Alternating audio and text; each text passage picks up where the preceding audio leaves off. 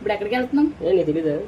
ఇప్పుడైతే ఒకటి పర్చేస్ చేయడానికి వెళ్తున్నాము. విజయనగరం నుంచి వచ్చాము ఇప్పుడే అనమాట. సో మార్నింగ్ వచ్చాము, మధ్యాహ్నం భోజనం చేసి ఇప్పుడైతే బయటకు వెళ్తున్నాము. పదండి వెళ్ళిపోదాం.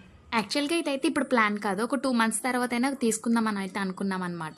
తనకి జాబ్ వస్తే నాకు ఐఫోన్ గిఫ్ట్ ఇస్తానని అయితే మాట ఇచ్చారనమాట. సో ఇప్పటి వరకు నేను తీసే ఫోన్లో క్లారిటీ అయితే అస్సలు బాగుండేది కాదు. ఇంకా ప్లస్ ఏంటంటే నాకు వీడియోస్ తీయాలనే ఇంట్రెస్ట్ కూడా పోయేది. సో తను ఇలా ఇస్తానని అనకముందే నేనైతే ఎంతో కొంత సంపాదించుకున్నాను కదా, కేక్స్ డెలివరీ చేసి ఇంకా యూట్యూబ్ నుంచి కూడా కొంచెం మనీ వచ్చిన వాటిలోనైతే నేను కెమెరా ఫోనే తీసుకుందాం అనుకున్నానండి. ఐఫోన్ కానీ శాంసంగ్ కానీ. చాలా మంది వరకు విన్నాను ఐఫోన్ అయితే క్లారిటీ చాలా బాగుంటుంది, అప్పటికి కూడా అలానే ఉంటుందని కూడా చెప్పారు చాలా మంది.